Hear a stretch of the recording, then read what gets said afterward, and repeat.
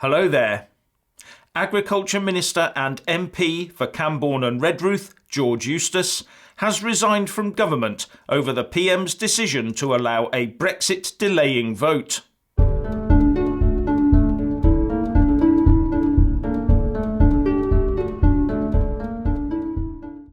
George Eustice has resigned from his post in government as Agriculture Minister in order to be free to participate in the critical debate that will take place in the weeks ahead, he said in his resignation letter, as well as saying that the EU did not conduct the talks honourably. Although he said he would vote for Theresa May's deal when it came before the House again, he also said that we should not be frightened of walking away without a deal. But he is worried that we will end up with a series of events culminating in the EU dictating the terms of any extension requested and the final humiliation of our country. And he went on to say that this is uncomfortable for everyone, but we cannot negotiate a successful Brexit unless we are prepared to walk through the door. We must therefore have the courage, if necessary, to reclaim our freedom first and talk afterwards. We must be ready to face down the European Union here and now. The absence of an agreement poses risks and costs for them too. Now, he's wrong about May's disastrous deal in my opinion, but right about the no-deal scenario. Now, in readiness for the Attorney General, Geoffrey Cox QC, to return to the Commons and present his attempts to take the sting out of the Irish backstop protocol in the withdrawal agreement, the Eurosceptic MPs have put together a team of 8 lawyers to cast their beady eyes over it and deliver their verdict. Those 8 will examine what is being dubbed as Cox's codpiece, cue smutty jokes, to determine whether it is just a glorified fig leaf or does in fact do the job properly. These worthies are Sir Bill Cash MP, Tory who qualified as a solicitor in 1967, Dominic Raab MP, Tory who qualified as a solicitor, Nigel Dodds MP, DUP who qualified as a barrister, David Jones MP, Tory and solicitor, Suella Braverman MP, Tory and barrister, Michael Tomlinson MP, Tory and barrister, Robert Courts MP, Tory and barrister, and finally the highly Eurosceptic chair of Lawyers for Britain, Martin Howe QC, who is not an MP. It will be interesting to see what this group comes up with. Woohoo! Our worthy MPs have gone and got themselves another pay rise. Isn't that just wonderful? The Independent Parliamentary Standards Authority, or IPSA, has announced today that our representatives are to get an increase in basic pay of 2.7% as of the 1st of April.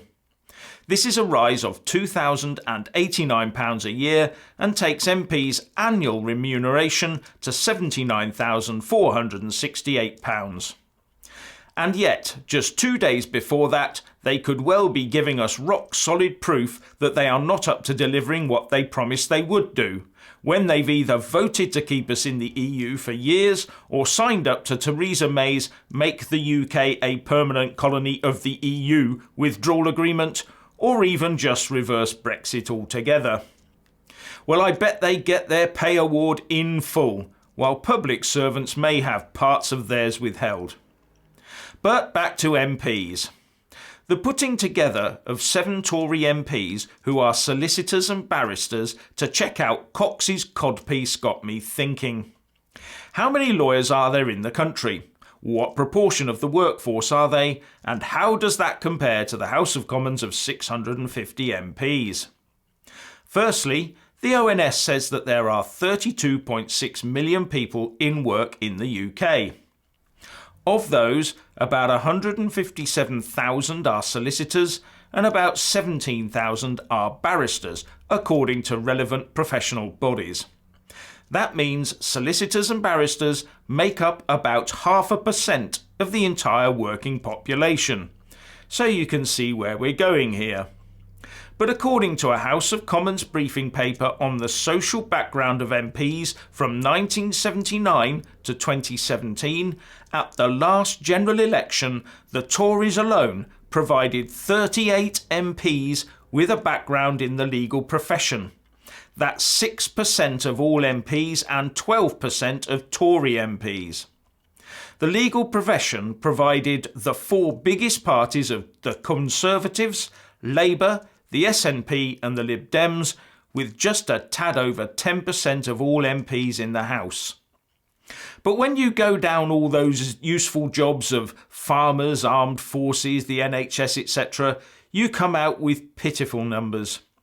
And between the Tories, Labour and the SNP, they could only muster 7 manual workers, none from the Lib Dems. That's 1-ish% of the total in the House. Labour did buck the trend here with 32 MPs, or 5% of the 650, from the voluntary sector. But they well made up for that by providing another 5% from trade union officialdom. So all those lawyers, and they still churn out rubbish laws. It's worth Googling for that briefing paper and having a quick gander. The search for diversity in politics should not just be about gender, ethnicity and disability. Many apologies if I've missed out a grouping or two, wouldn't want to appear un-PC, would we? Diversity should surely also be about working background.